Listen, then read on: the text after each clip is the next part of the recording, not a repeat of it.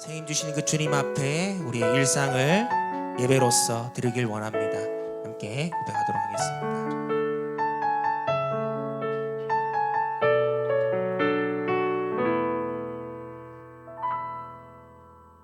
나를 보내사 서게 하신 곳, 가장 귀한 곳이 바로 이곳이라.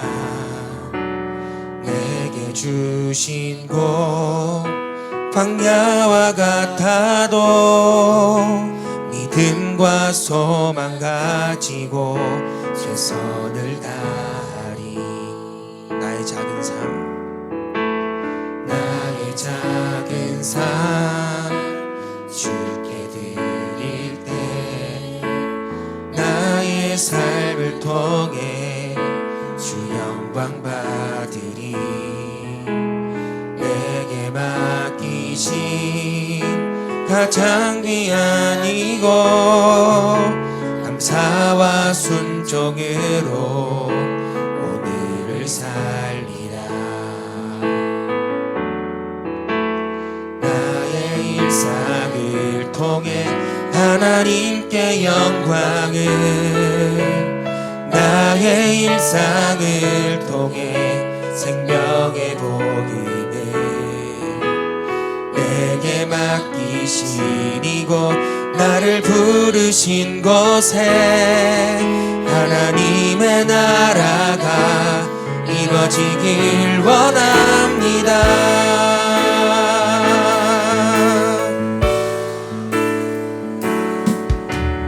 나의 전의 삶 서게 하신 곳, 가장 귀한 곳이 바로 이곳이라. 내게 주신 곳 광야와 같아도 믿음과 소망 가지고 최선을 다하리. 나의 작은 삶, 나의 작은 삶 주께 드릴 때, 나의 삶을 통해 주 영광 받으리.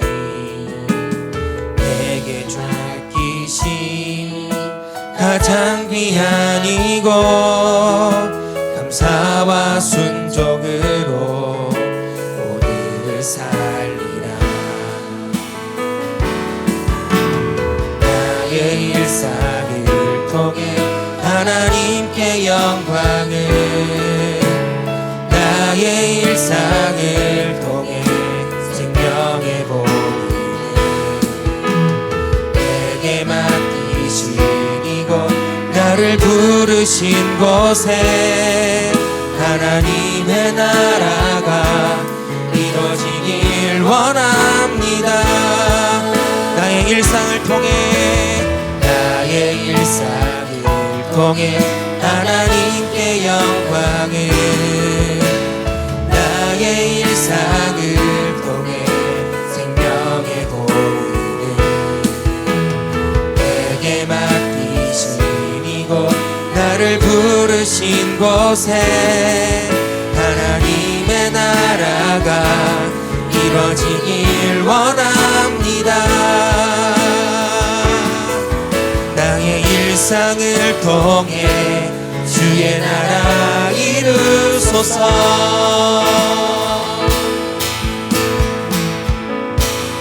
할렐루야. 우리의 일상을 통하여서 주님의 나라가 이룰 줄 믿습니다. 아멘.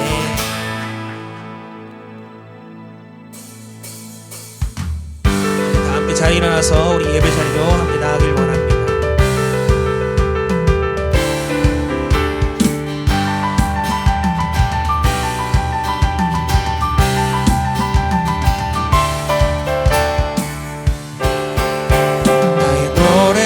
주님의 성전을 지으리.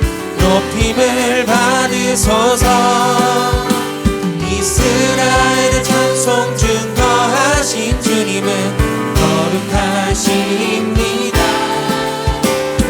손으로 주님의 보좌를 만들고 광야에 경배하리.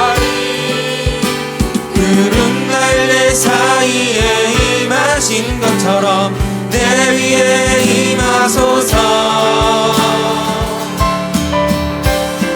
하나님 우리가 이곳에 섰으니 이 땅을 치유하소서. 하나님 우리가 어디에 있든지 주를 높이리라. 날강들아 주님을 송축할지어다. 그 발 아래 입맞추라. 영원한 통치자 주 예수 그리스도 그는 위대하신 왕. 영원한 통치자 주 예수 그리스도 그는 위대하신 왕. 우리 왕. 할렐루야. 우리 왕 되신 하나님께 박수로 영광 돌립니다. 할렐루야. 이 시간 우리 하나님 앞에 기도로 나아가겠습니다. 세 가지 제목으로 같이 기도하길 원합니다. 먼저 이곳에 하나님의 영으로 충만하게 해달라고 위에서 기도하시고, 또 둘째로는 여러분 힘으로 해결할 수 없었던 문제들을 이 시간 하나님을 신뢰하고 또 하나님 앞에 기도할 수 있기를 바랍니다. 그리고 여러분이 아직도 해결되지 않은, 용서하지 않은 사람들이 있다면 하나님 이 시간 예배를 통해서 내가 용서하게 하여 주시고 내 삶을 통해서 열매 맺는 삶이 되게 하여 주시옵소서. 위해서 기도할 수 있기를 바랍니다. 또 우리 청소년들을 위해서 같이 기도하면 좋겠습니다. 하나님, 우리 교회의 미래이기도 하고 또 이 나라의 미래이기도 한 우리 청소년들이 올바른 성경적인 가치관으로 잘 무장해서 승리하게 하여 주시고 또 세상을 이끌어가는 탁월한 리더로 성장하게 해달라고 우리 교회 청소년들을 위해서 이 시간 같이 한번 기도하도록 하겠습니다. 하나님 아버지 은혜 감사합니다. 거룩하고 복된 주일 우리에게 허락하여 주셔서 또 오늘도 하나님 앞에 나와 예배드리게 하시니 감사를 드립니다. 우리가 드리는 이 예배를 하나님 기쁘게 받아 주시옵소서. 삶에 지쳐있는 우리 심령들을 주께서 초청하여 주셔서 오늘도 주님께서 주시는 평안을 우리에게 허락하여 주시니 감사를 드립니다. 오늘도 하나님의 영으로 충만하게 해주시고 우리로 하여금 하나님의 뜻대로 살아가도록 인도하여 주시옵기를 주여 간절히 바라고 원합니다. 아버지 하나님, 세상 살아가면서 우리 힘으로 해결할 수 없는 일들이 있음을 고백을 합니다. 겸손히 우리 자신을 깨닫고 하나님 앞에 도움을 구하옵나니 하나님 우리를 불쌍히 여겨주시고 또 우리에게 은혜를 베풀어 주시옵기를 주여 간절히 바라고 원합니다. 자녀들의 문제, 진로의 문제, 또 삶의 변화의 문제나 재정적인 문제, 어떤 문제라 할지라도 이 시간 주님 앞에 고백할 때 주께서 들으시고 응답하여 주시옵기를 주여 간절히 바라고 원합니다. 아버지 하나님, 이 나라의 민족을 또 하나님께서 불쌍히 여겨주시고 이 나라가 하나님을 경외하는 나라가 되기를 소망합니다. 무엇보다 우리 청소년들, 우리 다음 세대들이 하나님의 말씀으로 잘 무장하여서 올바른 성경적인 가치관으로 저들이 세상을 바라보게 하여 주시고 또 세상 사람들 뒤를 쫓는 것이 아니라 하나님의 사람으로서 담대하게 하나님 나라를 세워갈 수 있도록 하나님께서 저들에게 탁월한 리더로 성장하도록 주께서 역사하여 주시기를 주여 간절히 바라고 원합니다. 오늘도 우리가 예배를 통해서 하나님께 집중할 때 하나님 우리에게 말씀하여 주시옵소서. 우리가 듣겠나이다. 성령 하나님께서 친히 인도하여 주셔서 우리로 하여금 하나님의 뜻을 이루는 삶을 살게 하여 주시옵소서.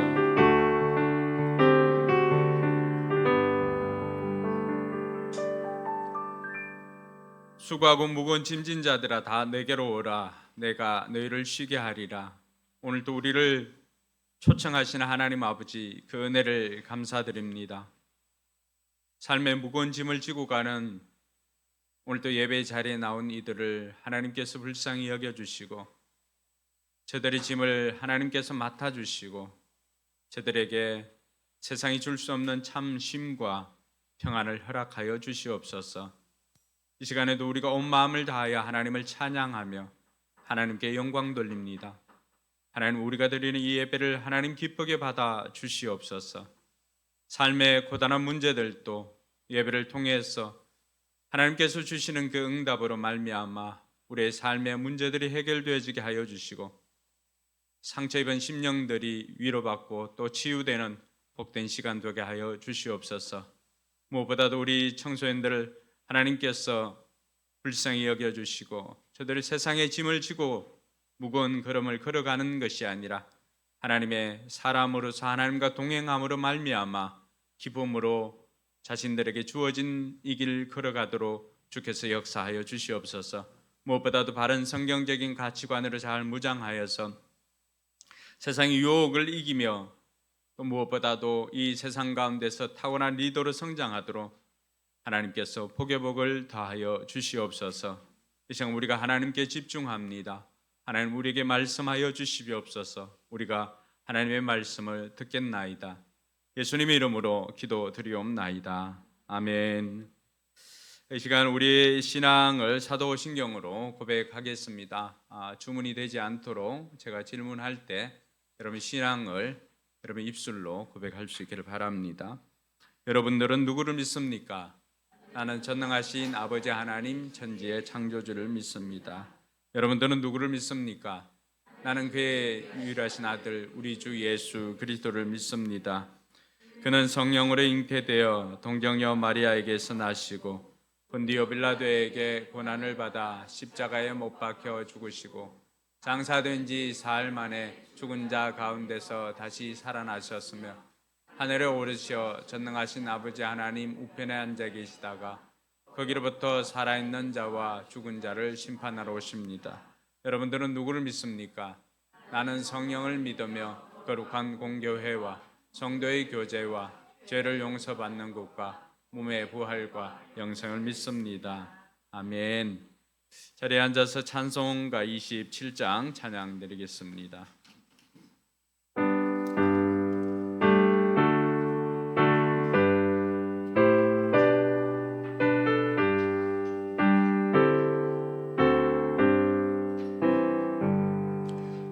빛나고 높은 보좌와 그 위에 앉으신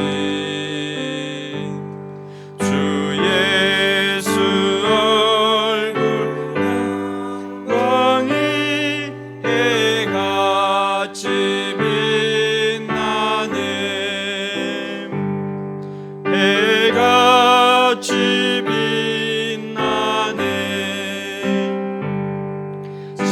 지극히 높은 위엄과 한없는 자비를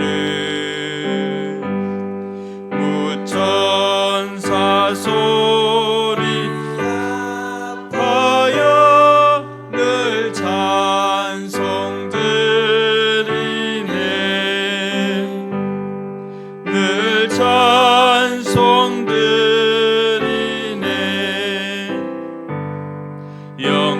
영축은 나를 살리려 그 영광 떠나서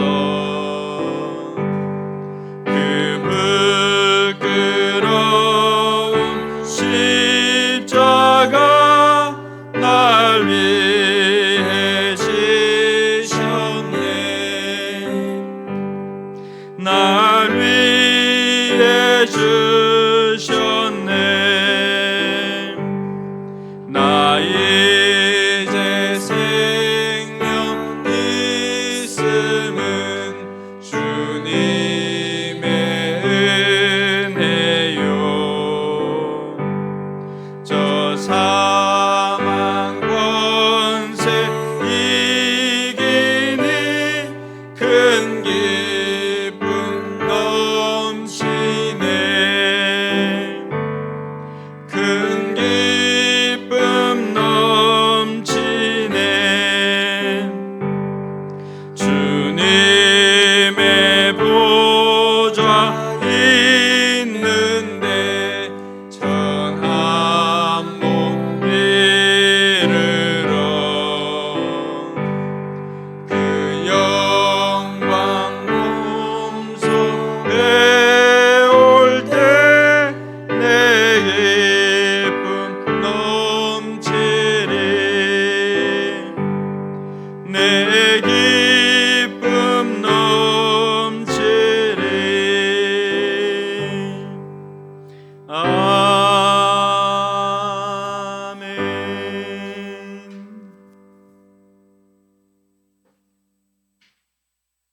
기도하겠습니다. 하나님 아버지, 추워진 날씨 가운데 오늘도 안전하게 교회에 올 수 있게 해주셔서 감사합니다. 예배 자리에 나오는 것이 복된 일인 줄 알게 하심도 감사합니다. 25년의 마지막 달을 보내고 있습니다. 하나님의 은혜 가운데 한 해 잘 마무리할 수 있게 도와주세요. 나라와 민족을 위해 기도합니다.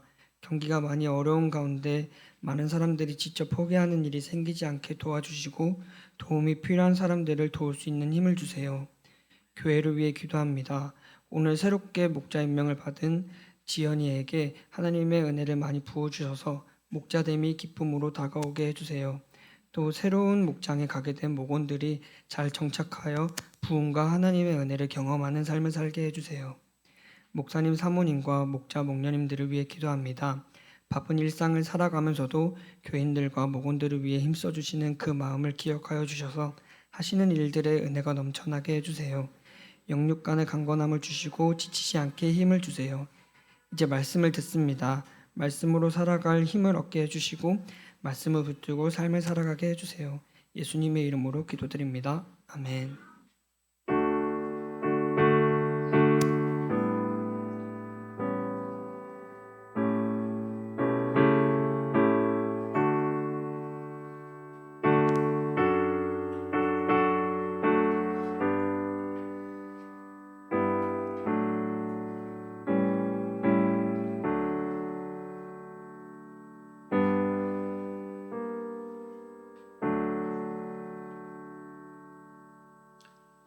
이제 우리 나 무엇과도 주님을 찬양하면서 준비한 예물 봉헌하겠습니다.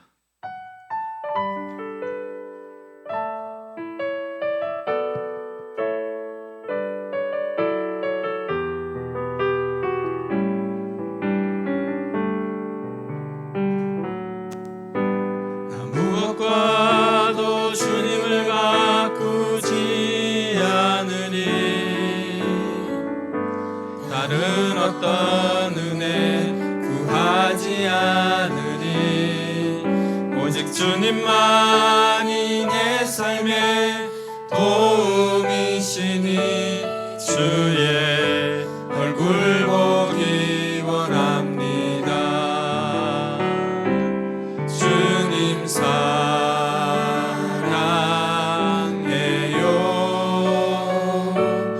온 마음과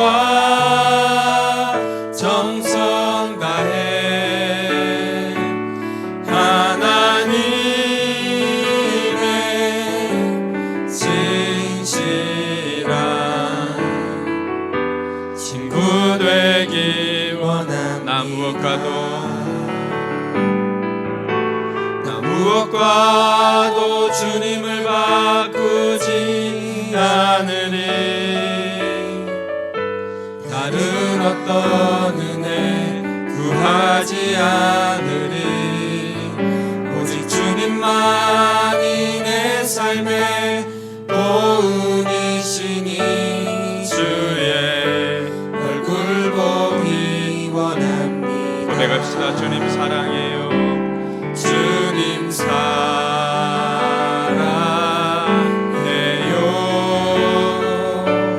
온 마음과 정성 다해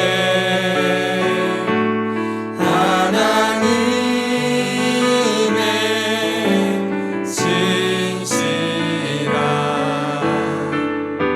친구 되기 원합니다. 주님 사랑해요. 주님 사랑해요.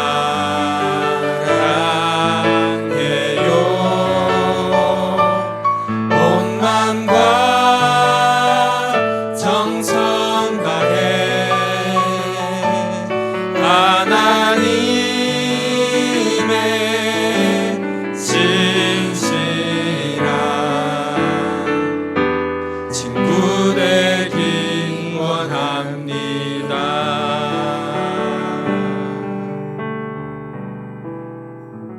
드린 예물을 위해서 기도하겠습니다. 하나님 아버지 은혜 감사합니다. 오늘도 하나님 앞에 나올 때 빈손으로 오지 않고 귀한 예물 정성껏 준비하여서 하나님 앞에 드리게 하시니 감사를 드립니다. 우리의 모든 소유권이 하나님께 있음을 고백을 합니다.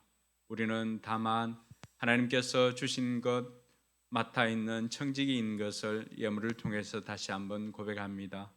11조를 통하여서 모든 것이 하나님의 것인데 그 가운데 10분의 1을 구별하여서 하나님 앞에 드림으로 하나님의 소유권을 인정하는 우리 모두가 되게 하여 주시옵소서. 저 11조를 통하여서 하나님께서 저들이 물질뿐만이 아니라 저들의 신앙도 물질에 담아서 함께 드리오니 하나님께서 기쁘게 받아주옵시고 저들의 예물 가운데 100배로 하나님께서 복을 허락하여 주시옵소서. 그래서 드림이 기쁨이 되게 하여 주시옵소서. 여러 가지 감사 제목으로 또 감사 예물을 하나님 앞에 드립니다. 살면서 감사가 더욱더 넘쳐나게 하여 주시고 우리가 상황만 보며 낙심하는 인생이 아니라 상황 뒤에 역사하시는 하나님을 바라보면서 합력하여 선을 이루시는 하나님으로 말미암아 더욱더 감사할 줄 아는 우리 성도들 되게 하여 주시옵소서. 특별히 자녀들을 위하여서 감사 예물을 하나님 앞에 드리는 이들, 저들의 바람대로 자녀들이 신실한 하나님의 사람으로 거듭나게 하여 주시옵소서. 하나님 나라를 위해서 귀하게 쓰임받는 일꾼으로 성장하게 하여 주시옵소서. 주일 예물과 선교 예물을 하나님 앞에 올려드립니다. 하나님 기쁘게 받아주옵시고 예물이 쓰이는 곳마다 영혼 구원의 역사가 일어나게 하여 주시옵소서. 아버지 하나님, 우리 교회도 올 한 해를 결산을 할 때 하나님의 그 풍성한 은혜를 경험하게 하여 주시고 또 내년 예산을 잡을 때도 하나님께서 주시는 그 믿음대로 우리가 세워갈 수 있도록 하나님 도와주시옵소서. 우리가 하나님 나라의 일들을 감당하고자 할 때 물질이 부족해서 하지 못하는 일이 없도록 하나님께서 풍성하게 공급하여 주시옵소서. 감사드리며 거룩하신 예수님 이름으로 기도드리옵나이다. 아멘. 네, 오늘은 말씀을 듣기 앞서서 간증과 또 청소년 목자 임명 또 하고 말씀을 듣도록 하겠습니다. 먼저는 우리 커플의 삶, 지난주에 이어서 이번 주에도 커플의 삶 아직 코수복만 이렇게 마쳤기 때문에 수료식은 신혼여행 갔다 오면은 그 사진으로 수료식을 하도록 하겠습니다. 네, 오늘 커플의 삶 간증 김지연, 김영현 두 사람 나와서 간증해 주시기 바랍니다. 네, 박수로 우리가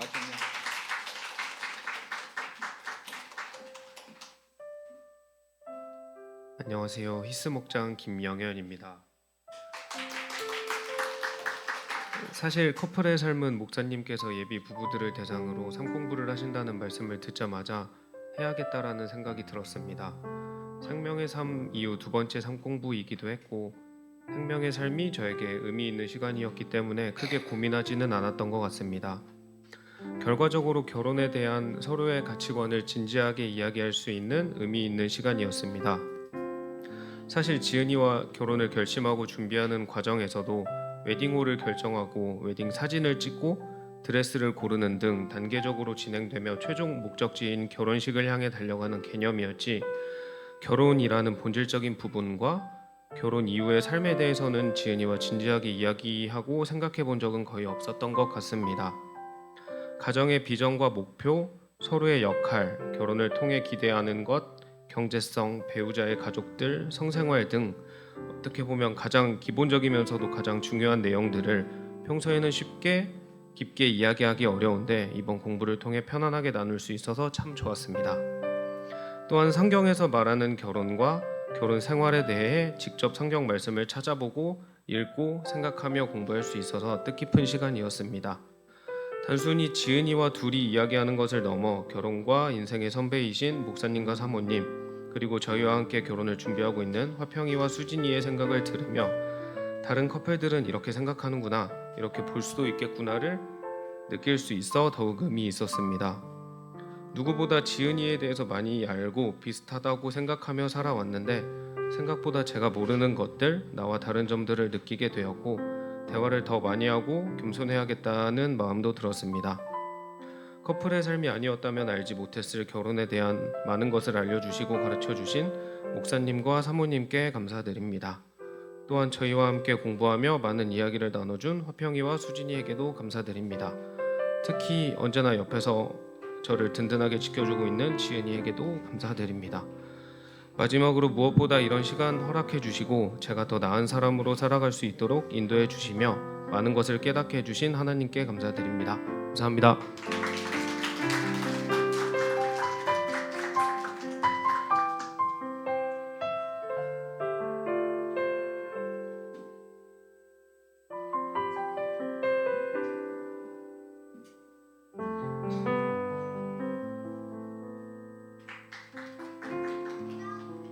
안녕하세요. 히스 목장 김지은입니다. 먼저 커플의 삶 6주 과정을 잘 마칠 수 있도록 인도하시고 간증으로 은혜를 나누게 하심에 모든 감사와 영광을 하나님께 올려드립니다. 커플의 삶 공부를 시작하게 된 것은 목사님의 권유 때문이었고 대단한 결심이나 다짐보다는 비교적 가벼운 마음으로 시작하게 되었습니다. 교육 과정의 주요 내용은 결혼과 서로에 대해 더욱 깊이 이해하도록 하는 것으로 서로의 역할, 갈등 극복, 경제관념, 배우자의 가족 등으로 구성되어 있었습니다.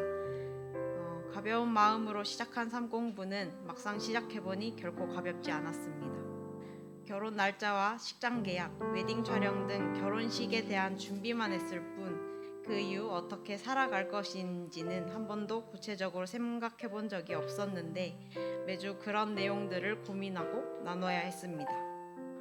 공부 중에 목사님께서 요즘 결혼식은 이벤트일 뿐이다 라고 말씀하신 적이 있는데 저야말로 이벤트만 준비하고 있었던 것임을 깨달았습니다. 반성도 많이 했고 커플의 삶 공부를 듣게 하신 이유가 바로 여기에 있음을 알게 되었습니다. 삶 공부 중 얻은 가장 큰 유익은 예비 배우자를 더 깊게 이해하게 된 것과 성경에서 말하는 결혼에 대해 배우면서 잘못된 가치관을 바로잡게 된 것입니다. 결혼에 대해 큰 환상이 없었던 저는 오히려 커플의 삶을 수료하고 나서부터 결혼 후 함께 꾸려갈 가정이 기대되기 시작했습니다.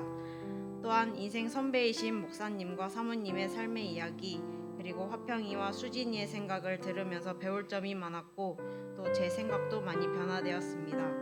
6주의 시간이 빠르게 느껴질 만큼 매우 새로운 은혜와 감사로 채워지는 너무나 유익한 시간이었습니다. 이번 커플의 삶 공부는 개인적으로도 성장이 있었던 것 같습니다. 배운 것들을 기억하며 좋은 가정을 꾸려나가도록 노력하겠습니다. 마지막으로 함께 해주신 목사님, 사모님, 화평이, 수진이에게 감사의 마음을 전하고 싶습니다. 그리고 저를 만나고부터 함께 예배에 나오고 생명의 삶과 커플의 삶 수료까지 한 번의 불평 없이 함께 해준 오빠에게도 깊은 감사의 마음을 전하고 싶습니다. 감사합니다.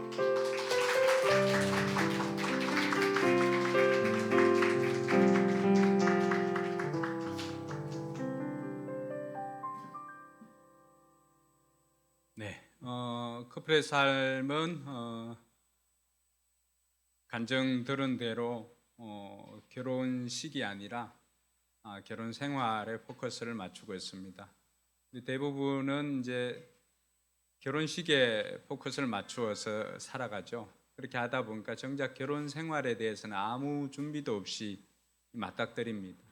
그래서 결혼 생활에서 겪게 될 갈등이나 이런 주제들을 미리 함께 또 의견을 조율하고 이런 과정들을 거치는 것이 커플의 삶입니다. 이번 그 두 커플을 통하여서 이 커플의 삶은 한 쌍이 하는 것보다 두 쌍, 세 쌍까지도 가능할 것 같아요. 우리 교회에서 그렇게 나왔으면 좋겠고 같이 하면은 훨씬 더 많은 유익이 있겠다라고 하는 것이 지금까지 커플의 삶을 이렇게 몇 차례 진행해 오면서 느낀 결과입니다. 그래서 다음 커플의 삶도 기대가 됩니다. 그리고 이들이 결혼해서 좀 살아보고 난 다음에는 그때는 또 부부의 삶으로 또 리얼 다큐처럼 또 실제적인 이야기들을 한번 같이 공부하는 시간을 가졌으면 좋겠습니다. 네, 오늘은 우리 청소년 목장에서 우리 그동안 수고해 주었던 정훈이가 이제 청년 싱글 목장으로 올라가고 뒤를 이어서 지연이가 이제 청소년 목장의 목자를 맡아서 감당하게 됩니다. 그래서 청소년 목자를 맡아서 하게 되는 그 소감을 듣고 또 목자 임명을 하도록 하겠습니다.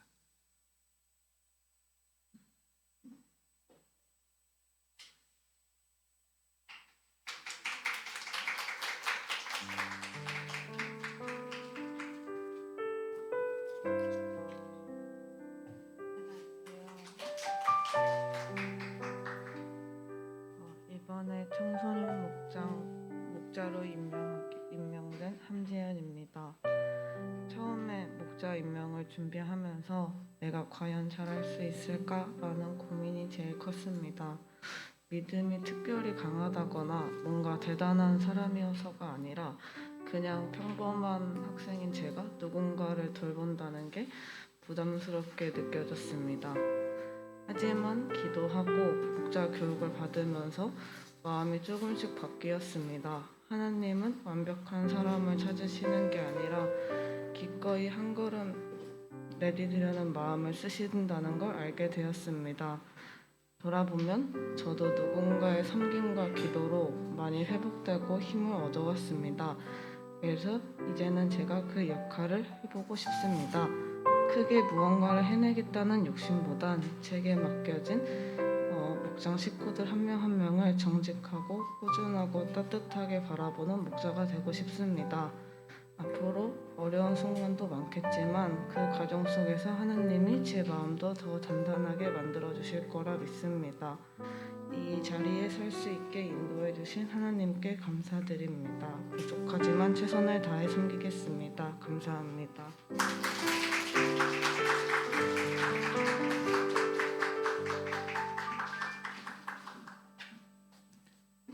네, 우리 청소년 목자로 세워지게 될 우리 지연이는 앞으로 나오고 우리 청소년 목장 식구들도 앞으로 나오시고 부모님들도 앞으로 나오시고 목사님도 앞으로 나오시고 우리 청소년 목자인 지연이를 위해서 좀 기도하고 축하하는 시간을 가지도록 하겠습니다.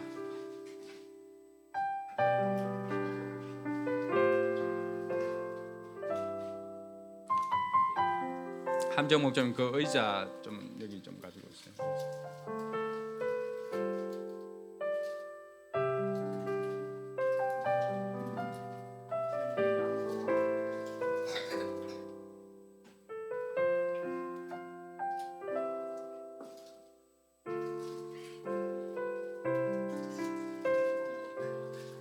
엄청 뻘쭘하게 서 있네. 자, 이 시간 우리 여러 한 1분간만이라도 우리 지연이가 청소년 목자로서 그 역할을 잘 감당할 수 있도록 또 날마다 하나님의 영으로 충만하게 해주셔서 그 역할을 감당하고 무엇보다도 삶으로서 우리 또 후배들을 잘 이끌어갈 수 있게 해달라고 같이 한번 기도하도록 하겠습니다. 하나님 아버지 감사합니다. 하나님 주셔서 청소년 목자로서 하나님께서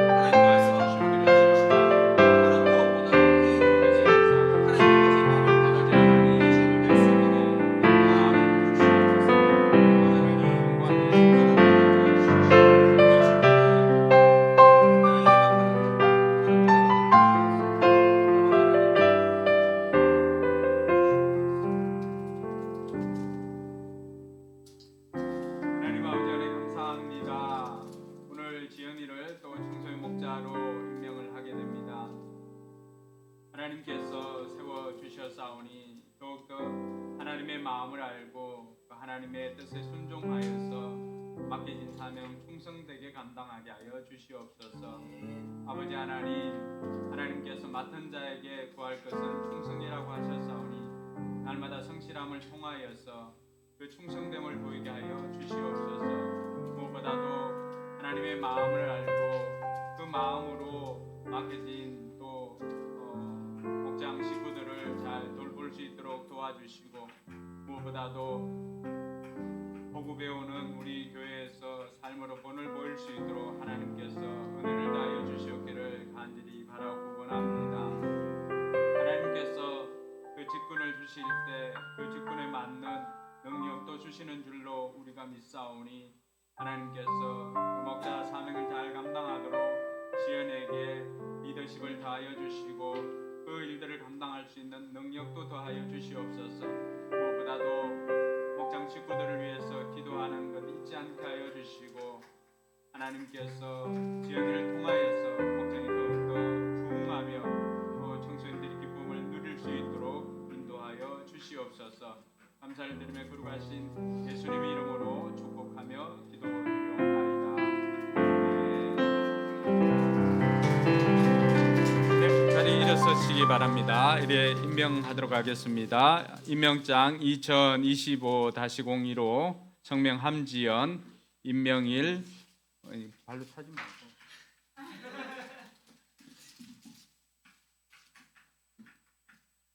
성명 함지연, 임명일 2025년 12월 7일.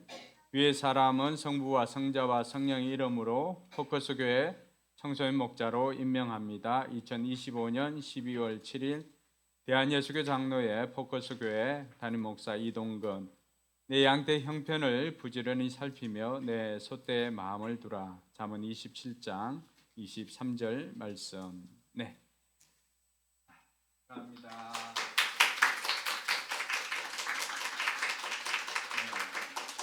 자, 우리 너는 시냇가에 심은 나무라. 우리 축복하면서 우리 청소년 목장 식구들도 또 목자님 축하를 해주시기 바랍니다.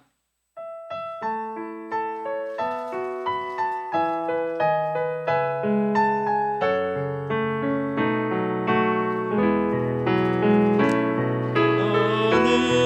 심은 나무라.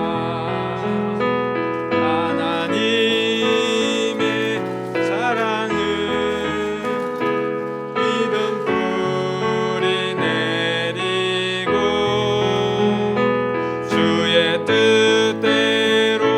주의 뜻대로 항상 사세. 우리 한 번 더. 너는 시냇가에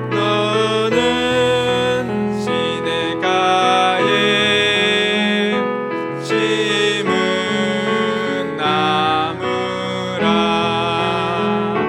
하나님의 사랑 안에 믿음 뿌리 내리고 주의 뜻대로 항상 사세요. 자, 박수. 감사합니다. 자리에 들어가시기 바랍니다. 네, 우리 청소년들이 또 초등부에서 윤후하고 또 주원이하고 올라와서 청소년들이 조금 더 많아진 것 같습니다. 그래서 우리 청소년들 더욱더 부흥하도록 여러분들이 기도를 많이 해주시고, 또 아이들 먹을 거 좋아하는데 또 때마다 여러분들이 하나님께서 감동 주시면 맛있는 것도 사주고 이렇게 해서 잘 키워가도록 합시다. 네, 오늘 말씀은 신약성경 마가복음 11장 27절에서 12장 17절까지입니다. 다소 긴 본문이긴 한데 우리 불편하지 않으면 자리에 일어나서 오늘은 12장 10절에서 12절까지 같이 봉독하도록 하겠습니다. 마가복음 12장 10절로 12절까지 말씀입니다. 같이 읽습니다. 너희는 성경에서 이런 말씀도 읽어보지 못하였느냐? 집을 짓는 사람이 버린 돌이 집 모퉁이의 머릿돌이 되었다. 이것은 주님께서 하신 일이요 우리 눈에는 놀랍게 보인다. 그들은 이 비유가 자기들을 겨냥하여 하신 말씀인 줄 알아차리고 예수를 잡으려고 하였다. 그러나 그들은 무리를 두려워하여 예수를 그대로 두고 떠나갔다. 아멘. 네, 5사람 만나서 하늘복 빌어주시기 바랍니다. 하늘복 많이 받으세요. 하늘복 많이 받으세요.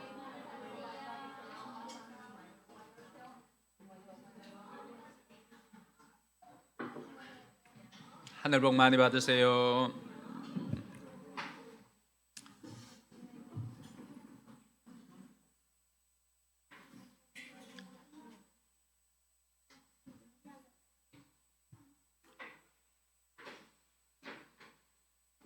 네, 하나님의 사람들이 복을 빌어주면은 그대로 되는 것을 우리가 경험을 하게 됩니다. 오늘도 여러분들이 말씀을 통해서 은혜 받고 하늘복 많이 받으시기를 바랍니다. 요즘 제가 기도하는 제목은 조금 더 하나님의 마음을 알게 해달라는 것입니다. 그래서 기도할 때도 하나님의 마음을 알게 해달라고 기도를 하고, 또 성경을 읽을 때도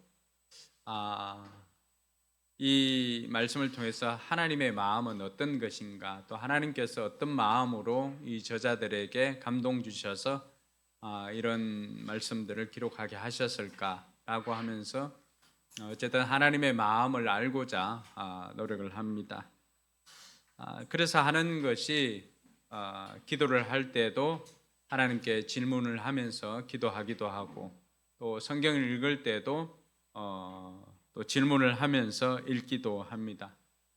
그렇게 하다 보니까 오늘 설교할 본문이 단락단락 이렇게 되어져 있는데 11장을 넘어서 12장까지 갈 수밖에 없었던 것은 전체적으로 이 본문이 이렇게 11장, 12장으로 나누어져 있지만은 어떻게 보면은 이것이 하나의 사건을 통해서 하나님께서 우리에게 주시고자 하는 메시지가 하나이구나, 서로 연결되어져 있구나라고 생각을 했기 때문에 이 긴 본문이지만 연결해서 전해야 되겠다라고 하는 생각을 하게 되었습니다. 사람들은 설명하거나 질문하거나 두 가지 중에 하나를 합니다. 그래서 지금 우리가 살아가고 있는 이 정보화 시대, 이때에는 그 어느 때보다도 질문하는 기술이나 능력이 필요한 시대입니다. 우리가 AI나 이런 것들이 생성형 AI들이 우리 주변에 너무나 많이 있는데 그런 것들을 사용할 때도 내가 어떤 질문을 하는가에 따라서 그것을 10% 활용하는 경우도 있고 100% 활용하는 경우도 있고 어떤 경우에는 120% 활용하는 경우가 있습니다. 우리 주변에 있는 그런 생성형 AI나 이런 것들을 이제는 우리가 여러분들 손안에 여러분들을 위해서 수거해주는 비서가 한 명 있다라고 생각하시고, 그런데 그 비서가 많은 것들을 할 수가 있습니다. 그 비서를 활용할 때도 중요한 것은 질문을 잘 하면 할수록 여러분들에게 훨씬 더 많은 것들을 도와줍니다. 그리고 무엇보다도 여러분들이 하나님 앞에도 마찬가지입니다. 하나님 앞에도 기도할 때 하나님 어떻게 할까요? 이렇게 질문하고, 근데 대부분 우리는 기도할 때 내가 가지고 가서 선택권을, 그러니까 하나님 앞에 가지고 가서 이거 할까요? 저거 할까요? 두 가지를 가지고 가서 하나님 앞에 그 선택을 요구하는 경우가 많습니다. 근데 우리가 먼저 해야 되는 것은 하나님, 내가 어떻게 할까요? 라고 하면서 그 시작부터 하나님 앞에 질문하면서 이렇게 하는 것입니다. 그래서 이런 것들 질문하는 것이 우리의 삶에 많은 것들을 바꾸어 줍니다. 미국 MIT 슬론 경영대학원의 석자 교수로 있는 에드거 사인이라고 하는 교수가 있는데 조직 심리학의 대가입니다. 그러다 보니까 구글에서도 찾아가서 컨설팅을 요구할 정도로 아주 뛰어난 학자입니다. 근데 이 사람이 그런 이야기를 합니다. 불확실성의 시대에 조직 경영하는 리더는 질문을 바꾸어야 한다고, 질문법을 바꾸어야 한다라고 그렇게 이야기를 합니다. 그러면서 이 사람이 제시한 것이 겸손한 질문법입니다. 겸손한 질문. 겸손한 질문이라고 하는 것은 뭐냐 그러면은 내가 다 안다 생각하지 말고 답을 알지 못하는 문제에 대해서는 겸손하게 질문을 던지는 세련된 기술, 그것이 겸손한 질문법이라고 그렇게 말합니다. 그러면서 최고의 리더십은 앞으로는 지시가 아니라 질문에서 나온다라고 이야기를 합니다. 그래서 여러분들이 크든 작든 리더의 자리에 있는 사람들은 지시보다는 질문을 통하여서 사람들을 또 동기부여를 하고 그 사람들을 일할 수 있도록 하고 또 그 사람들로 하여금 생각하면서 일할 수 있도록 어떻게 하면 질문을 잘 할 것인가, 이런 것들을 고민했으면 좋겠습니다. 오늘 질문에서도 매우 중요한 질문이 나옵니다. 예수님께서는 또 그 질문에 대한 답을 질문으로 다시 응수를 하십니다. 그리고 비유를 통해서 그 문제를 다루고 하는데 그 질문이 무엇인지 오늘 여러분들과 함께 살펴보면서 예수님께서 이 문제를 통해서 우리에게 뭘 가르쳐 주고 싶었을까 생각하면서 말씀을 들었으면 좋겠습니다. 이들이 했던 질문은 28절에 있습니다. 오늘 예수님을 찾아왔던 대제사장들과 율법학자들과 장로들이 예수님을 찾아와서 이런 질문을 합니다. 당신은 무슨 권한으로 이런 일을 합니까? 누가 당신에게 이런 일을 할 수 있는 권한을 주었습니까? 개역 재정에 보면은 무슨 권위로 이런 일을 합니까? 라고 이야기를 합니다. 이 일은 어떤 사건에 이어져 있습니까? 지난번 예수님께서 성전 청결 사건을 해 주었지요. 성전 청결 사건을 통해 가지고 예수님께서 이방인들이 기도해야 하는 그 장소를 이들이 장사를 하고 시장통을 만들어 버렸던 이들을 상을 업고는 성전을 청결하게 하였던 그 사건을 통하여서 이들이 깜짝 놀랐지요. 그래서 이들이 찾아와서 묻는 것입니다. 당신은 무슨 권위로 이렇게 성전을 청결하게 하였고 또 성전을 청결하게 하는 권한을 누가 주었느냐라고 이야기를 합니다. 이들 찾아온 유대 지도자들은 어떻게 보면은 당시 최고 의결 기관인 공회, 그 공회를 대표하는 사람들이었습니다. 이들의 질문을 보면은 이들은 진리를 알기 위한 질문이 아니었죠. 질문에는 두세 가지가 있습니다. 정말 몰라서 묻는 질문이 있고 또 자기를 과시하고자 하는 질문이 있고 또 어떤 경우에는 또 곤경에 빠뜨리고자 하는 그런 질문이 있습니다. 학원이다 보니까 우리가 또 아이들의 생각을 많이 하게 하고 선생님들도 질문하고 아이들도 또 질문하게 만드는데 아이들이 질문할 때도 마찬가지입니다. 모르면 질문을 할 수가 없습니다. 질문이 없는 사람들은 몰라서 질문을 못하는 경우가 많습니다. 또 하나는 뭘 모르는지를 모르는 경우가 있고 또 하나는 선생님을 곤경에 빠뜨리려고 질문하는 경우가 있습니다. 또 오늘 이 질문은 예수님을 곤경에 빠뜨리고자 하고 또 자기 자리를 지키고자 하는 이런 대제사장들과 율법학자들의 그 의도가 있음을 우리가 알 수가 있습니다.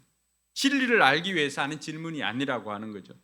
그런데 어떻게 보면은 이 질문은 굉장히 무서운 질문이기도 합니다. 왜냐하면은 무슨 권위로 했냐라고 했을 때 내가 하고 싶어서 했다라고 하면은 소요죄에 해당하는 것이죠. 그리고 하나님이 지시해서 했다라고 하면은 또 하나님을 모욕했다라고 하면서 불경죄에 해당합니다. 그러니까 그 질문 속에는 이래도 죄가 될 수가 있고 저래도 죄가 될 수가 있습니다. 어쨌든 질문에 대한 답을 어떻게 하는가에 따라서 예수님의 운명이 결정되는 중요한 질문이었습니다. 자, 이럴 때 예수님께서 어떻게 또 이들에게 응수를 할까요? 예수님께서는 이들의 질문에 정말 딜레마에 빠질 만한 이런 질문이거든요. 근데 예수님께서는 질문으로 다시금 그들에게 응수하고 있습니다. 그렇다면 세례 요한의 권위, 그 세례 요한의 권위를 예수님께서 가지고 와서 그 권위의 출처를 이들에게 물었던 것입니다. 29절과 30절에 보면은 이렇게 되어 있습니다. 같이 한번 읽겠습니다. 예수께서 그들에게 말씀하셨다. 나도 너에게 한 가지를 물어보겠으니 나에게 대답해 보아라. 그러면 내가 무슨 권한으로 이런 일을 하는지를 너에게 말하겠다. 요한의 세례가 하늘에서 온 것이냐? 내게 대답해 보아라. 여러분, 지금 예수님께서 이들에게 무슨 질문을 하고 있습니까? 세례 요한이 많은 사람들에게 인정을 받고 있는 사람입니다. 그런데 이 세례 요한이 하고 있는 것이 무슨 권한으로 세례 요한이 그것을 하고 있는가를 질문을 하였던 것입니다. 그러니까 이들 속으로도 고민이 되는 것입니다. 왜냐하면은 이 질문에도 이들이 딜레마에 빠질 만한 내용들이 31절과 33절에 같이 나와 있는데 우리 31절에서 33절을 조금 더 읽어보도록 하겠습니다. 그들은 자기들끼리 의논하며 말하였다. 하늘에서 왔다고 말하면 어찌하여 그를 믿지 않았느냐고 할 것이다. 그렇다고 해서 사람에게서 왔다고 대답할 수도 없지 않은가. 그들은 무리를 무서워하고 있었다. 무리가 모두 요한을 참 예언자로 알고 있었기 때문이었다. 그래서 그들이 예수께 대답하였다. 모르겠습니다. 예수께서 그들에게 말씀하셨다. 나도 내가 무슨 권한으로 이런 일을 하는지를 너에게 말하지 않겠다. 여러분, 이들은 제일 똑똑하고 아는 것이 많은 사람들이었지만 예수님의 질문에 도무지 답을 할 수가 없었습니다. 예수님께서는 이들이 질문했던 그 방식으로 세례 요한에 대해서 질문을 했던 것입니다. 그러니까 이들이 잠시 시간을 달라고 했잖아요. 자기네들끼리 의논했다라고 하는 것은 꽤 오랜 시간이 걸린 것입니다. 의논을 한 1, 2분 하고 하겠습니까? 그렇지 않습니다. 그만큼 예수님의 질문이 예리했습니다. 근데 이들은 이렇게도 답할 수도 없고 저렇게도 답할 수 없었음을 마가가 오늘 기록하고 있지 않습니까? 그래서 하늘에서 왔다고 하면은 그럼 이들이 세례 요한이 뭘 했습니까? 회개하라, 천국이 가까이 왔다라고 했잖아요. 회개를 해야 되지요. 근데 하늘에서 왔다고 하면 그를 믿어야 되는데 이들은 믿지를 않았거든요. 사람에게서 왔다고 대답할 수도 없는 것이 많은 무리들이 또 세례 요한을 인정해주고 세례 요한을 따르고 있었기 때문입니다. 정말 이렇게도 할 수도 없고 저렇게도 할 수 없는 딜레마에 빠진 것이죠. 예수님을 죽이기 위해서 음모를 꾸몄던 이들에게 오히려 예수님은 질문으로 한 방을 먹였던 것입니다. 이들은 권위를 가지고 있다라고 자신들은 스스로 생각했지만 그 권위는 사람들을 두려워하는 권위였습니다. 그리고 그 질문 속에서 예수님께서는 오히려 이 사람들에게 너희들은 답할 수 없지만은 나는 세례 요한이 그렇게 선포하고 예언했던 메시아가 나다라고 하는 그 말이 예수님이 그 질문 속에 포함되어 있었던 것을 알 수가 있습니다.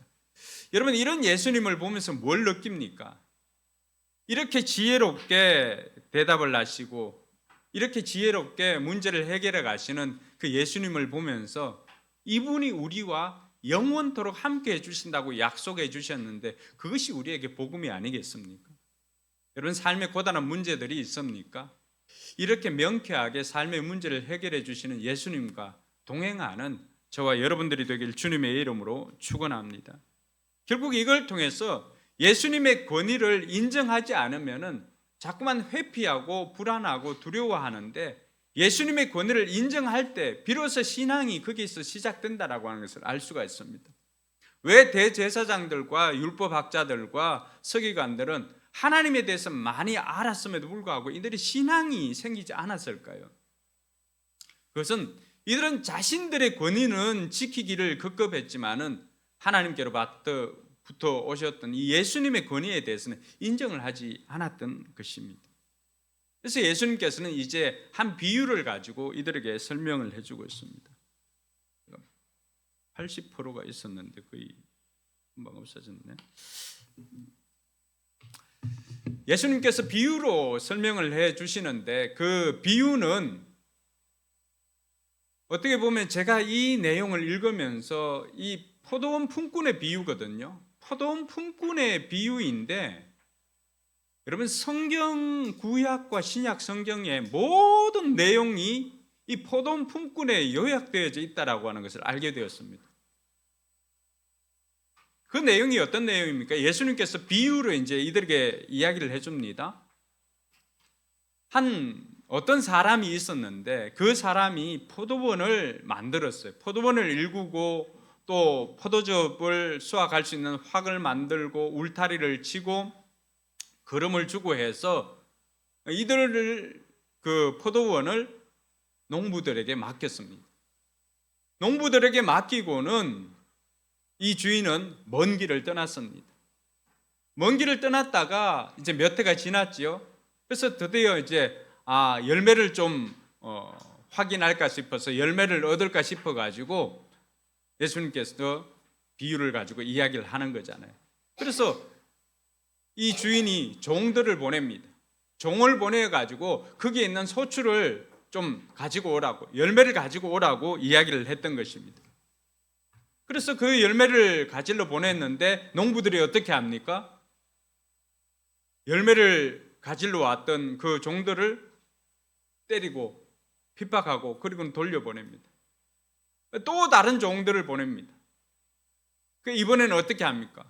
그 종들을 때리고 죽이기까지 하고 돌려보냅니다. 그래서 드디어 이 주인이 무슨 생각을 합니까? 이제는 내가 아들이 있는데 이 아들을 보내야 되겠다라고 생각을 했던 것입니다. 그리고는 그 아들을 보내려고 결심을 합니다. 그럼 여기까지만 우리가 들어봐도 지금 포도원 주인이 보낸 사람들은 누굽니까? 포도원 주인이 보냈던 사람들은 구약에 나왔던 수많은 선지자들이었죠. 하나님의 사람들이었습니다. 근데 이스라엘 백성들이 이런 하나님의 사람들을 어떻게 대접했습니까? 그러니까 하나님의 사람들을 때리기도 하고 때로는 핍박하기도 하고 심지어 스가랴 선지자 같은 경우 죽이기도 하였습니다. 그 내용을 이야기했던 것이죠. 그렇게 참다 안 되다 보니까 포도원 주인이 마지막으로 생각하는 게 뭐예요? 이제 내가 아들이 있으니까 이 아들을 보내면 내 아들이니까 이 아들만큼은 이들이 존중해주고 인정해주지 않을까라고 생각을 했던 것입니다. 그래서 결국에는 아들을 보내었습니다. 그래서 6절에 보면은 이제 그 주인에게는 단 한 사람, 곧 사랑하는 아들이 남아 있었다. 마지막으로 그 아들을 그들에게 보내며 말하기를 그들이 내 아들이야 존중하겠지라고 말을 하였던 것입니다. 근데 여러분 생각은 하나님께서 포도원 주인이 그렇게 생각을 했지만은 정말로 그들이 존중을 했을까? 말씀을 보면은 그렇지 않습니다. 7절과 8절 우리 같이 한번 읽습니다. 시작. 그러나 그 농부들은 서로 말하였다. 이 사람은 상속자다. 그를 죽여버리자. 그러면 유산은 우리의 차지가 될 것이다. 그러니 포도원 주인이 어떻게 하겠느냐? 그럼 와서 농부들을 죽이고 포도원을 다른 사람들에게 줄 것이다. 아멘. 여러분, 농부들은 주인이 보내었던 이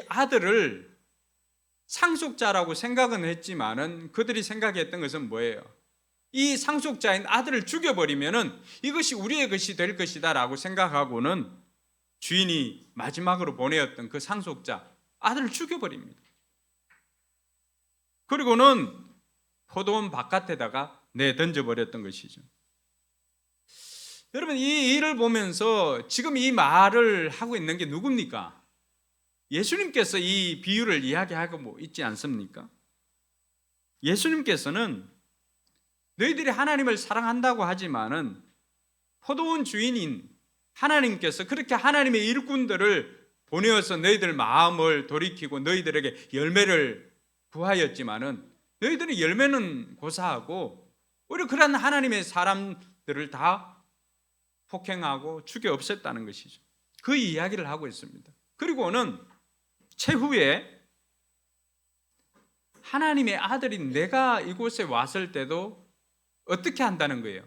이들이 예수님을 존중하거나 예수님의 권위를 인정하거나 그렇게 하지 않고 어떻게 한다는 거예요? 상속자인 예수님을 오히려 죽이려고 하고 있다는 것입니다. 그러니 예수님께서는 이들이 앞으로 자신을 어떻게 할 것인가를 다 알고 말씀하셨던 것이죠.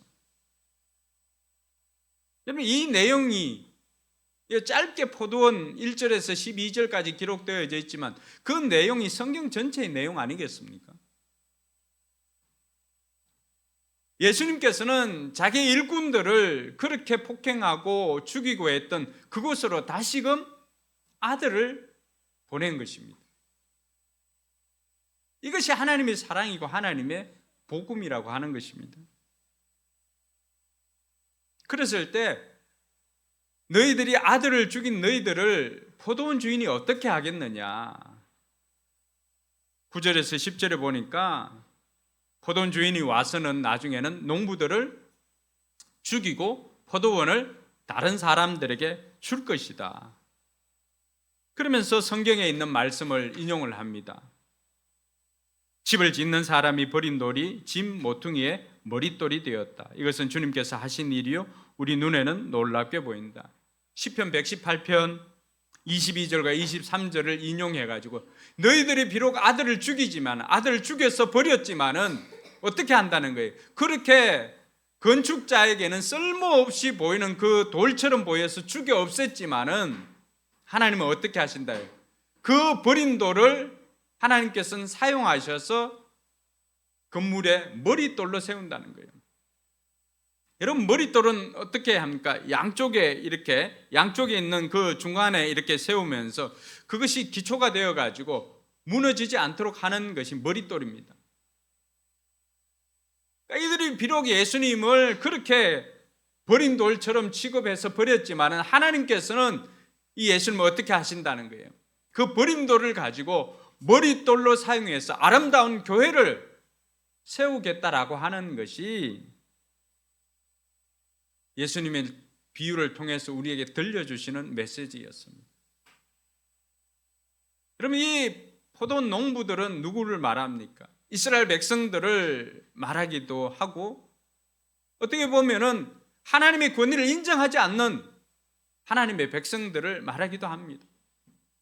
하나님께서 우리가 지난주에 살펴보았지만 우리 모두에게도 다 입만 무성한 것이 아니라 우리에게 요구하는 것은 잎이 아니라 뭐예요?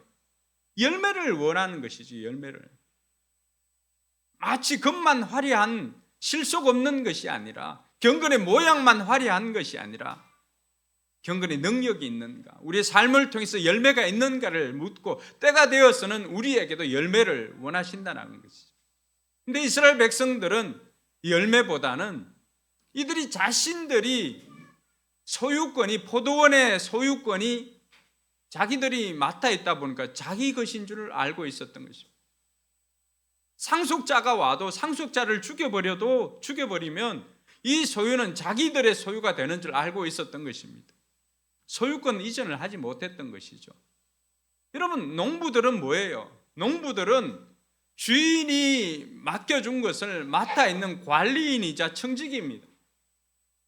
우리가 이것을 놓칠 때가 많이 있습니다.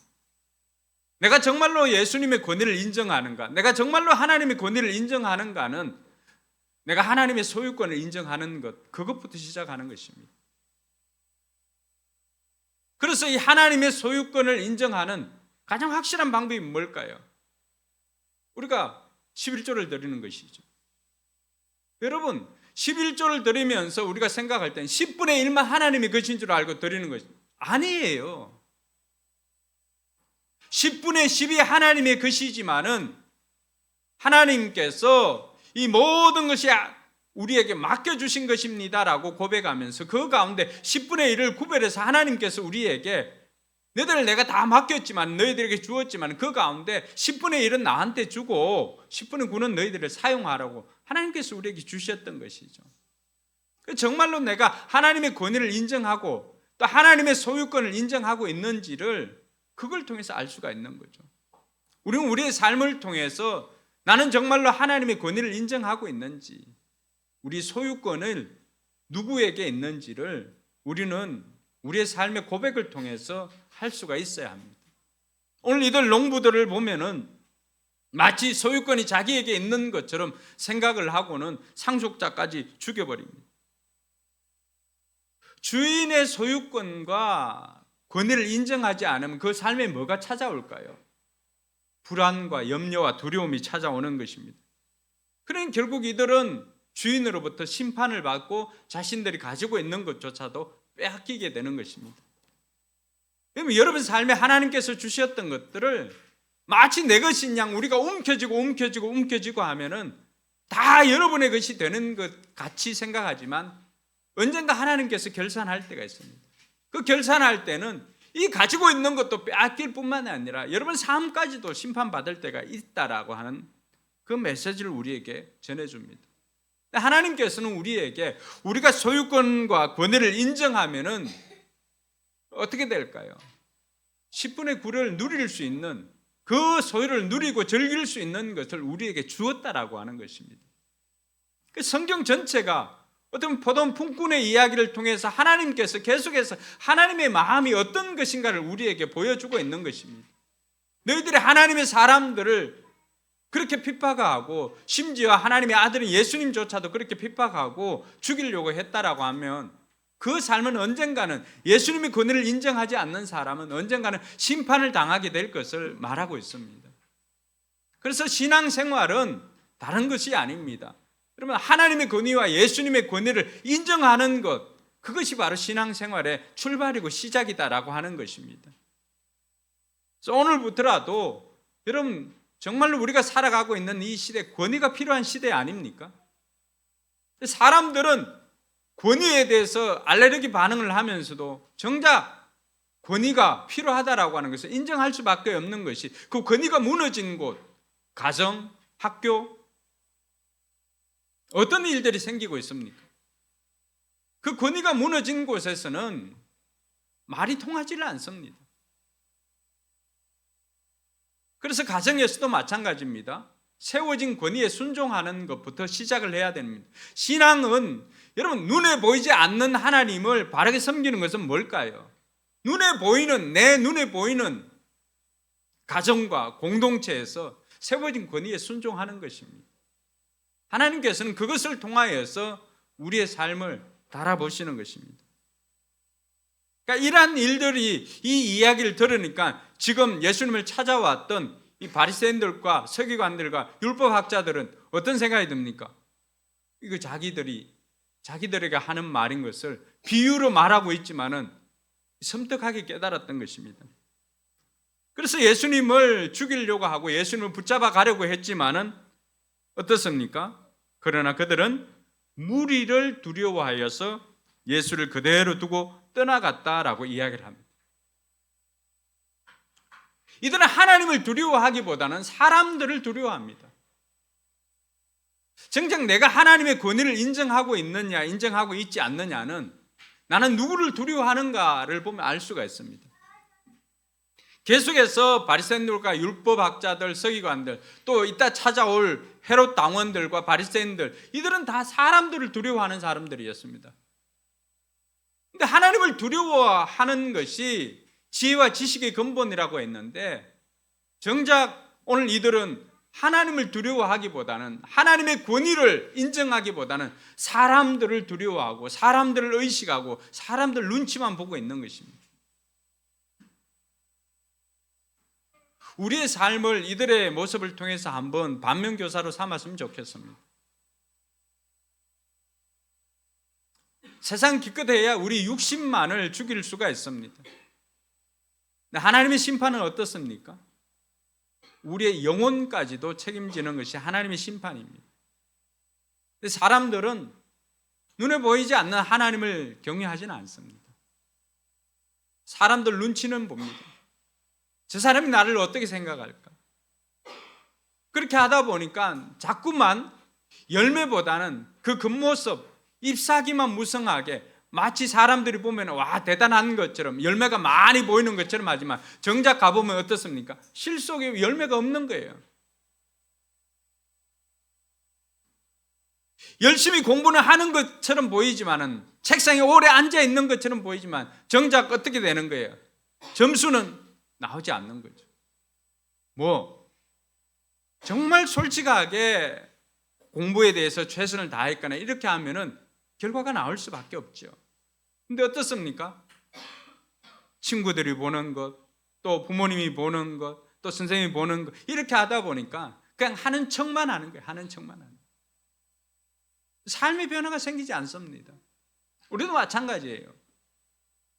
신앙생활에도 사람들 눈치 의식하고 사람들이 볼 때는 마치 신자처럼 사람들이 볼 때는 경건한 사람처럼 교회를 다닌다고 이야기는 하지만 정작 그 삶은 변화가 없어요. 왜 그럴까요? 하나님의 권위를 인정하지 않고 하나님을 두려워하지 않기 때문에 그렇습니다. 우리는 몰래 하면 사람 눈을 속이면 다 된 것으로 알고 있습니다. 여러분 이 우주 만물을 만드시고 우리를 창조하신 하나님께서 여러분들이 어떤 삶을 살고 있는지 모를까요?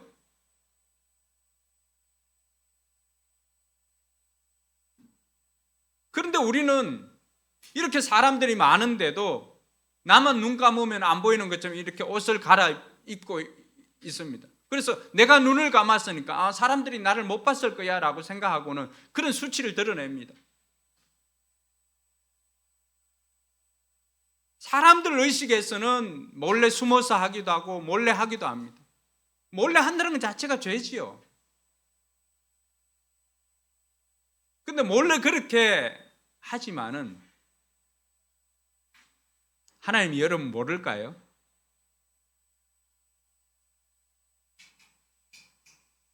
그래서 우리가 하나님을 두려워하지 않으면은 우리의 삶의 변화가 없습니다.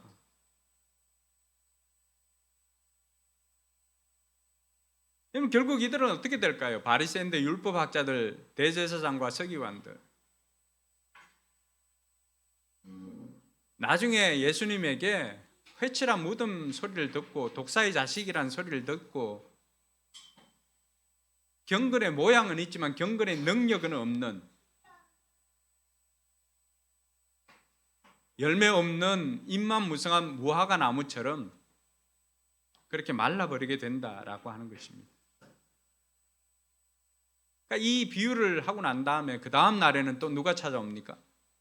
바리새인들과 헤롯 당원들이 찾아옵니다. 근데 이 두 사람들 그렇게 친한 사이가 아닙니다. 앙숙이에요, 앙숙. 바리새인들은 민족주의자고 헤롯 당원들은 로마에 충성하는 사람들입니다. 이 사람들이 찾아와서 뭘 합니까? 이제 세금 문제를 다룹니다. 31절에 보니까 황제에게 세금을 바치는 것이 옳습니까? 옳지 않습니까? 바쳐야 합니까? 바치지 말아야 합니까? 이러면 이 세금 문제도 굉장히 무서운 질문입니다. 바쳐야 한다라고 예수님 대답하면 어떻게 될까요? 황제에게 세금 바쳐야 됩니다라고 예수님께서 말했다고 하면 누가 들고 일어날까요? 바리새인들이 들고 일어납니다. 왜? 자기 스스로 신이라고 하는 황제에게 순종했다라고 하면서 민족주의자들이 일어나서 예수님을 비난할 것입니다. 그러면 예수님께서 바치지 말아야 된다라고 대답하면 어떻게 될까요? 헤롯 당원들이 일어납니다. 황제에게 순종하지 말라고 했다고. 그래서 로마에게 고발하여서 예수님을 제거하게 될 것입니다. 이 질문도 매우 고약한 질문입니다. 어떤 대답을 하든지 위험을 초래할 수 있는 그런 질문입니다. 그러니까 예수님께서는 이번에는 어떻게 이 문제를 해결해 나갈까요? 예수님께서는 이들의 속임수를 다 알고는 정말로 지혜로운 답을 하십니다. 15절에서 17절까지 같이 한번 읽어볼까요? 예수께서 그들의 속임수를 아시고 그들에게 말씀하셨다. 어찌하여 나를 시험하느냐? 데나리온 한 입을 가져다가 나에게 보여보아라. 그들이 가져오니 예수께서 그들에게 물으셨다. 이 초상은 누구의 것이냐? 그들이 대답하였다. 황제의 것입니다. 예수께서 그들에게 대답하였다. 황제의 것은 황제에게 돌려주고 하나님의 것은 하나님께 돌려드리라. 그들은 예수께 경탄하였다. 최소한 하나님의 사람들이 이렇게 경탄할 수 있는 답을 할 수가 있어야 될 것입니다. 여러분, 예수님 너무 멋있지 않습니까? 이런 분이 우리의 구세주이시고 이런 분이 우리의 삶의 문제를 해결해 주시는 분이십니다. 이러지도 저러지도 못하는 그 질문을 던졌을 때 예수님께서는 정말 지혜롭게 그 문제를 해결해 가십니다. 동전을 가지고 오라고 해서 그 데나리온 거기에 보면은 그 황제의 초상이 이렇게 그려져 있거든요.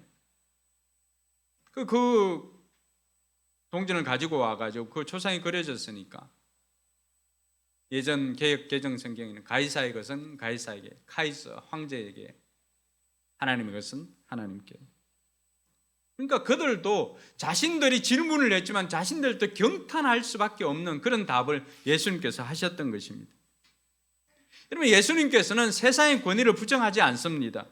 국가의 기능도 인정하고 사회의 정의 질서도 필요하다는 것을 예수님께서 아십니다. 그래서 베드로전서 2장 13절과 14절에 보면은 예수님께서는 여러분의 인간이 세운 모든 질서와 제도에 주님을 위하여 복종하십시오. 같이 한번 읽어봅니다. 주권자인 왕에게나 총독들에게나 그렇게 하십시오. 총독들은 악을 행하는 사람에게 벌을 주고 선을 행하는 사람에게 상을 주게 하려고 왕의 보낸 아들입니다. 뭘 이야기를 합니까? 인간이 세운 모든 제도에 주님을 위하여 복종하라고 그렇게 말합니다. 그 사람들 누가 세웠다는 거예요? 그 사람들이 하나님을 인정하든 인정하지 않든 하나님이 세웠다는 것입니다. 그들을 통해서 하나님이 하시는 건 뭐예요? 선을 상을 주고 악을 벌을 주는 그 일을 누구에게 맡겼다는 거예요? 그 세상 총독이나 왕들에게 맡겼다는 것입니다. 바울은 로마서 13장 1절에 그런 고백을 합니다. 사람은 누구나 위에 있는 권세에 복종해야 합니다. 모든 권세는 하나님께로부터 온 것이며 이미 있는 권세들도 하나님께서 세우신 것입니다. 그래서 2절에 보면은 그렇게 말합니다. 권세를 거역하는 사람은 하나님께 거역하는 사람이고 거역하는 사람은 심판을 받게 될 것이다. 그렇게 말합니다. 여러분, 권위는 누가 세웠다고 말해주고 있습니까? 하나님께서 세우신 것입니다. 그래서 신자도 그 권위에 순종하라고 예수님께서 가르쳐 주시는 거예요. 우리가 크리스찬들도 여러분 국가법, 사회법에 순종해야 됩니다. 그 예전에 여호와의 증인 같은 경우는 총을 들지 않는다고 해서 군에 가는 걸 거부했잖아요, 그죠? 그들이 성경과 위배되는 그런 행동을 하는 거예요. 그럼 다 비슷하지만 뭐가 이단인가? 그 작은 차이가 이단을 만듭니다. 끝이 다른 거예요, 끝이 다른 거예요. 오늘 저와 여러분들의 권위의 기준이 이 성경이 되기를 주님의 이름으로 축원합니다. 그래서 성경이 하라고 하면 하고 성경이 하지 말라고 하면 하지 않는 거예요. 그래서 저와 여러분들이 좀 더 모범 시민, 모범 국민이 되어야 됩니다. 그래서 교통법규도 우리도 가끔 급해서 어기기도 하는데 교통법규도 잘 지켜야 돼요. 신자들. 세금도 잘 내야 됩니다. 꼼수 부리지 말고. 그러니까 우선 손해된다고 꼼수 부리다가는 더 큰 것을, 더 큰 폭탄을 맞게 됩니다. 그 로마서 13장 나중에 그 3절, 4절, 5절 이렇게 읽어보면은 그게 세금 잘 내라고도 예수님께서 이 바울을 통해서 가르쳐 줍니다. 근데 정작 이 말씀을 통해서 하나님께서 우리에게 가르쳐 주시고자 하는 건 뭘까요?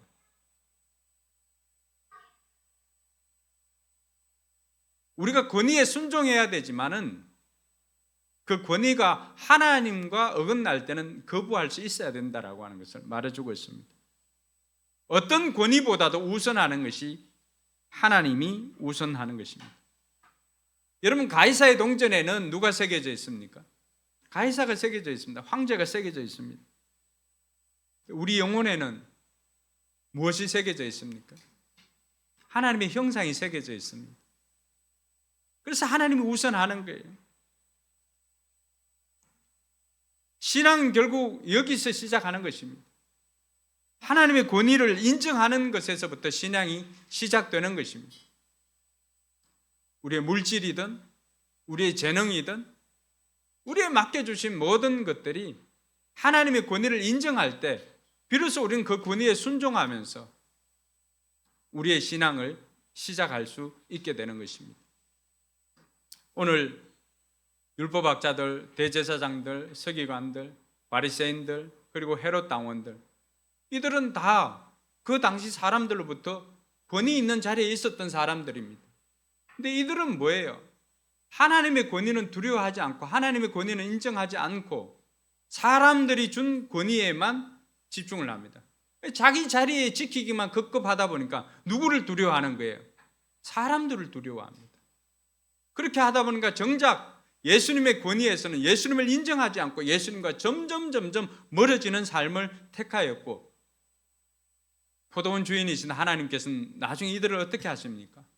심판을 하시고 이들이 가졌던 것을 다 다른 사람들에게 주었던 것입니다. 그래서 오늘 교회가 우리에게 주어진 것입니다. 택함받은 이스라엘 백성들은 그들의 특권만을 생각했지 해야 할 그 권위에 순종하고 해야 할 일들을 다 하지 못하였기 때문에 그들은 결국 그 자리를 빼앗길 수밖에 없었던 것입니다. 오늘 그렇게 해서 우리에게 주어진 것이 교회입니다. 그래서 교회는 건축자들이 버린 그 아무런 쓸모없는 버린 돌을 하나님께서 머릿돌로 세워주신 예수 그리스도를 통하여서 교회가 그 위에 반석 위에 세워진 집처럼 세워져 있는 것을 믿으시기 바랍니다. 이번 한 주간도 우리가 살면서 하나님의 권위를 인정하고 예수님의 권위를 인정하고 세상 속에서는 더 모범국민, 모범 시민으로 살고 무엇보다도 하나님을 우선하는 삶을 사는 저와 여러분들이 되기를 주님의 이름으로 축원합니다. 기도하겠습니다. 여러분, 오늘 말씀을 통해서 우리가 다시 한번 생각해 볼 것은 나는 하나님의 권위를 인정하고 있는지, 하나님을 두려워하며 살아가고 있는지, 그렇지 않으면 사람들 눈만 의식해서 사람들 앞에 체면 때문에 하고 있는 것은 아닌지, 때가 되면은 우리에게 열매를 요구하시는 그 주인 앞에 내어놓을 열매가 있는지를 한번 돌아보아야 할 것입니다. 그렇지 않고 입만 무성하고 하는 척만 하고 하다 보면은 언젠가는 심판을 면할 길이 없음을 우리가 알아야 할 것입니다. 오늘 다시 한번 마음을 결정하고 나는 하나님의 권위를 인정합니다. 예수님의 권위를 인정하고 하나님을 경외하며 내게 주어진 이 길을 걸어가겠습니다. 결단하고 기도하도록 하겠습니다. 하나님 아버지, 하나님 감사합니다. 하나님을 두려워하지 않았던 이스라엘의 지도자들을 보면서 우리의 삶을 돌아보게 하시니 감사를 드립니다. 권위를 인정하지 않고 살았던 저들, 예수님의 권위를 인정하지 않았던 저들은 결국 예수님을 죽음의 자리까지 이르게 하였지만 하나님께서는 그런 예수님을 다시금 살리시고 부활시켜서 아름다운 교회를 세워가는데 머릿돌로 세워주신 것 감사를 드립니다.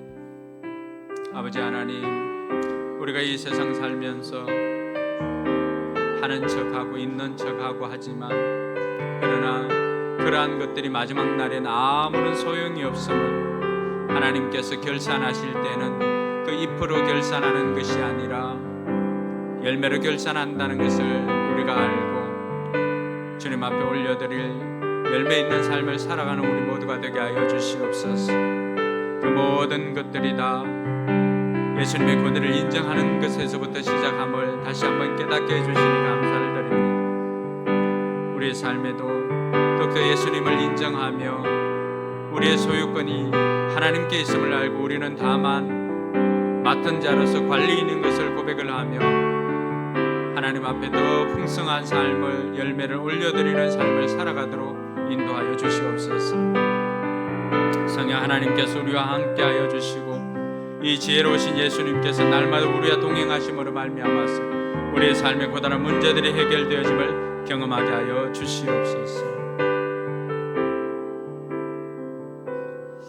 하나님 아버지 은혜 감사합니다. 오늘 말씀을 통하여서 우리의 신앙이 결국 예수님의 권위를 인정하는 것에서부터 시작함을 알게 되었습니다. 그 권위를 인정할 때 우리의 소유권이 우리의 것이 아니라 하나님께 있음을 고백을 하고 언젠가 결산할 때가 있음을 알고 열매를 올려드리는 우리의 삶이 되게 하여 주시옵소서. 아버지 하나님, 오늘부터라도 정말 하나님께서 결산하실 때 그 결산에 정말 쓰임 받을 수 있는 열매를 남기는 삶을 살아가는 우리 모두가 되게 하여 주시옵소서. 감사드리며 거룩하신 예수님 이름으로 기도드리옵나이다. 아멘. 우리 자리에 일어나서 우리 찬양하면서 헌신하도록 하겠습니다.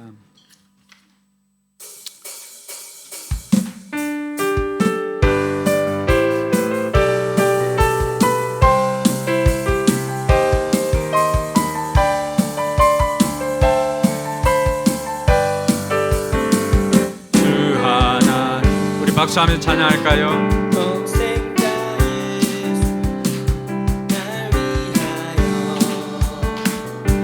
오시었네 내 모든 죄 다 사하시고 죽음에서 부활하신 나의 구세주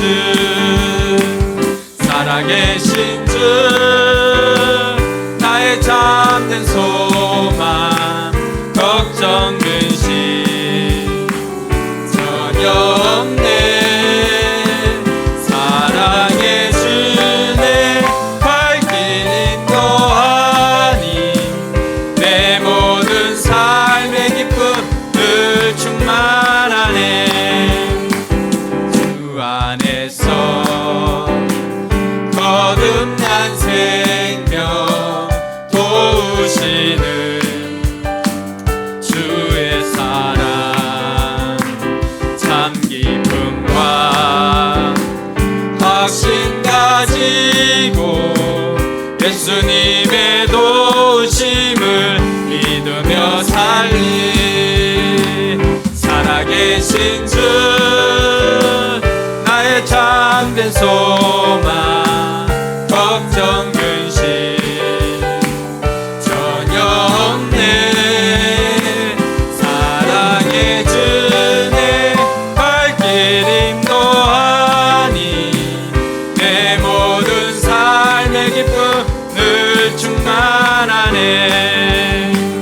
그 언젠가 주 뵐 때까지 주를 위해 싸우리라 승리의 길 멀고 험해도 주님께서 나의 앞길 지켜주시리 살아계신 주